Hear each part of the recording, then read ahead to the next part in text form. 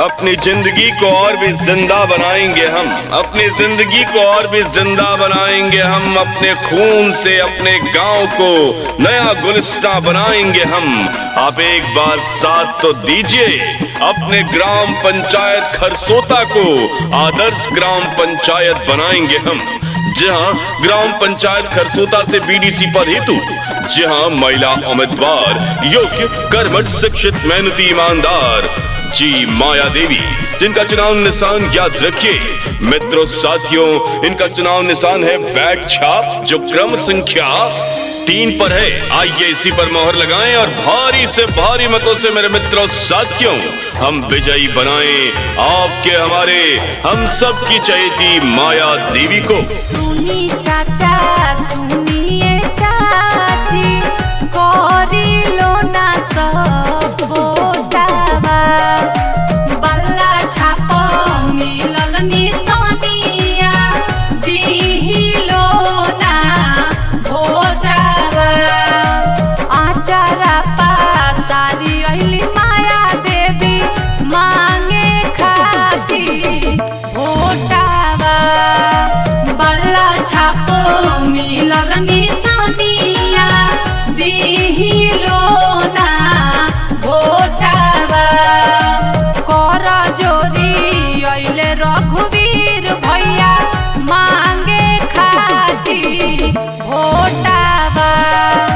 सुनी चाचा सुनिए चाची, करी लो ना सब भोटावा।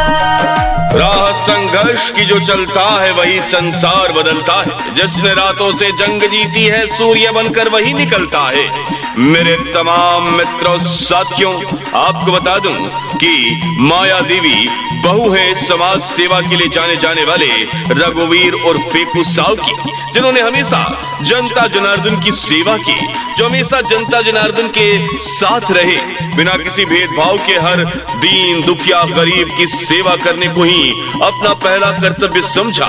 आइए हम रघुवीर और पेकू साव के हाथों को मजबूत करें, इनके पति गौरी शंकर प्रसाद के हाथों को मजबूत करें और भारी से भारी मत देकर जहां आइए हम विजयी बनाएं माया देवी को। याद रखिए खरसोता की जनता जनार्दन माया देवी उत्क्रमित मध्य विद्यालय खरसोता की पूर्व अध्यक्ष समाज सेवक रह चुकी हैं। आइए इनके चुनाव निशान बेल्ट छाप पर मोहर लगाएं और भारी से भारी मतों से इन्हें विजयी बनाएं। अरे नहीं के अब की जिताई के आपन बीडीसी बनई हो, बैट छाप सुनिए चाची, मोहर अब की लगई हो। अपना पंचायत में चाची पूरा विकास करवई हो, बल्ला छपका सुनिए चाची, मोहर अब की लगई हो। आचारा पासारी अइली माया देवी, मांगे खाती भोटावा। सुनी चाचा सुनिए चाची, करी लो ना सब भोटावा।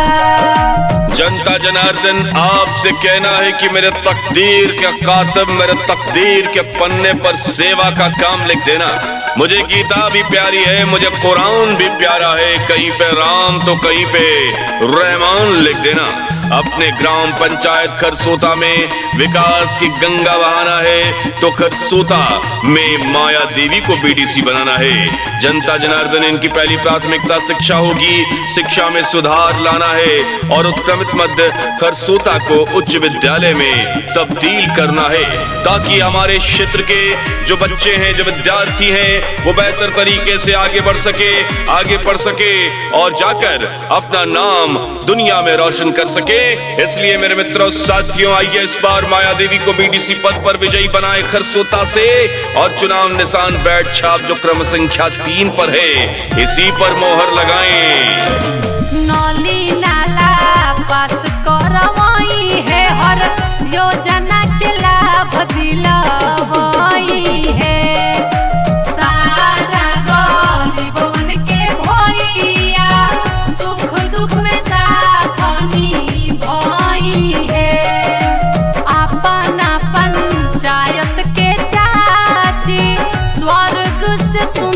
सुंदर बनई है, सारा गरीबन के भैया सुख दुख में साथनी भई है। कर जोरी अइले रघुवीर भैया मांगे खाती वोटावा, सुनी चाचा सुनिए चाची गौरी लोना सब वोटावा। बल्ला छाप मिलल निशानिया दीही लोना वोटावा।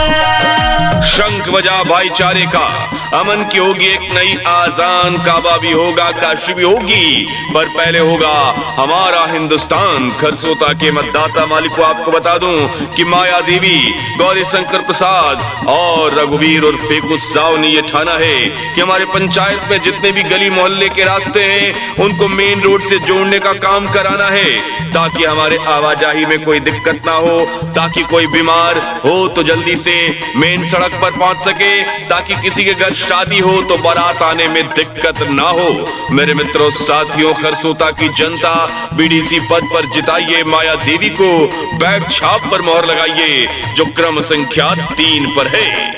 आप जनता जनार्दन से कहना है कि क्षेत्र में जिनकी चर्चा सरेआम है, थाम ले गिरतों को उनका, जी हाँ माया देवी नाम है। मेरे मित्रों साथियों, माया देवी ने यह ठाना है आंगनबाड़ी का सुचारू रूप से चालू करना, जन वितरण प्रणाली को सही समय पर वितरित करवाना, गरीब परिवार को राशन कार्ड बनवाने का काम ये करेंगे, जिससे मित्रों साथियों गरीब और वंचित परिवार, आप सभी जनता जनार्दन एक कुशल और सही जिंदगी जी सके, सही राशन का उठाव हो और आपका हक आपको मिले। इसके लिए बैट छाप पर मोहर लगाएं जो क्रम संख्या 3 पर है। मेरे मित्रों साथियों, जरूरतमंदों की सेवा करना ही रघुवीर उर्फ फेकू साव का काम है।